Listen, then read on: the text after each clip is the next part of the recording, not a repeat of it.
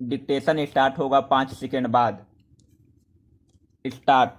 आज के दौर में राजद्रोह कानून का सवालों के कटघरे में खड़ा होना न केवल सामान्य बल्कि स्वाभाविक बात है। सुप्रीम कोर्ट ने इस कानून को औपनिवेशिक काल की देन बताते हुए केंद्र सरकार से पूछा है कि आखिर इस कानून को खत्म क्यों नहीं किया जा रहा। यह आज़ादी के आंदोलन को कुचलने के लिए अंग्रेजों द्वारा बनाया गया कानून था। शीर्ष अदालत ने इस दंडात्मक कानून की संवैधानिक वैधता को चुनौती देने वाली याचिकाओं पर सुनवाई करते हुए सरकार से जवाब तलब किया है। कोई आश्चर्य नहीं।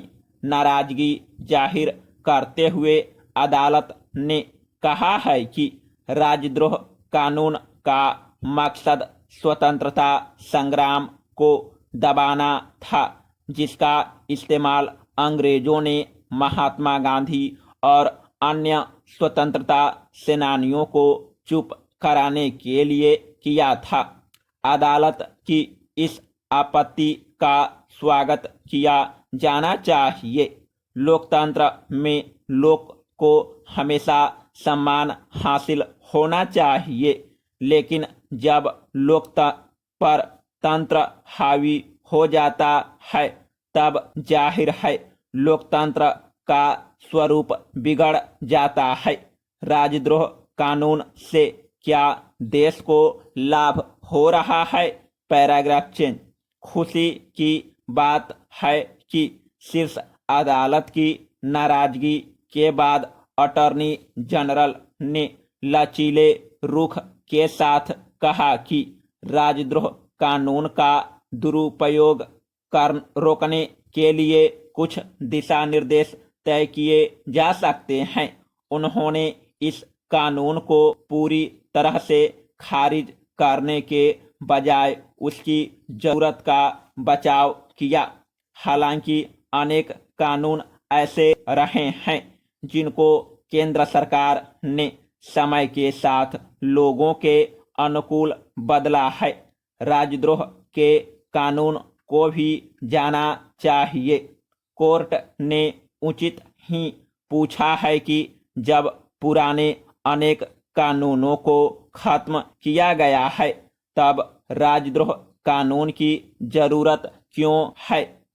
खैर, अब केंद्र सरकार अगर राजद्रोह कानून को बनाए रखना चाहती है तो उसे मजबूत तर्क के साथ सामने आना पड़ेगा। सबसे बड़ी चिंता ऐसे कानूनों का दुरुपयोग है जिसे नए दौर में रोकना जरूरी है। देखना चाहिए कि कहीं राजद्रोह कानून तंत्र को भ्रष्ट तो नहीं बना रहा है। यह कानून लोकहित में ज्यादा है या तंत्र हित के लिए इसे बनाए रखा गया है। एक समय था 1962 में केदारनाथ यादव बनाम बिहार सरकार के मामले में सुप्रीम कोर्ट ने इस कानून को बनाए रखा था, लेकिन अब दौर दूसरा है। Paragraph change. प्रधान न्यायाधीश की पीठ ने बिल्कुल सही कहा है कि हमारी मुख्य चिंता इस कानून के दुरुपयोग को लेकर है। आईपीसी की धारा 124 अ राजद्रोह को चुनौती देते हुए पूर्व सैन्य अधिकारी मेजर जनरल एसजी बोम्बाटेकेरे ने याचिका दायर की थी।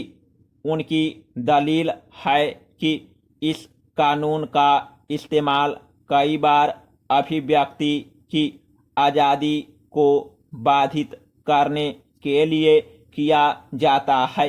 भारतीय दंड संहिता की धारा 124 अ के मुताबिक यदि कोई व्यक्ति अपने शब्दों, लेखन, चिन्हों, दृश्य माध्यम या फिर अन्य किसी माध्यम से भारत में कानून के तहत बनी सरकार के खिलाफ विद्रोह को भड़काता है तो उसे उम्र कैद तक की सजा दी जा सकती है। यह अपराध गैर जमानती भी है, अतः यह कानून प्रशंसनीय नहीं है।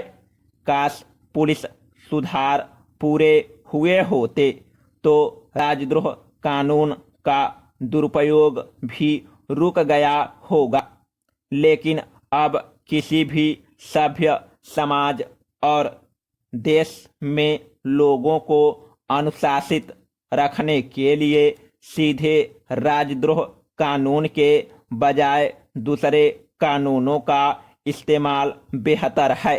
समाप्त।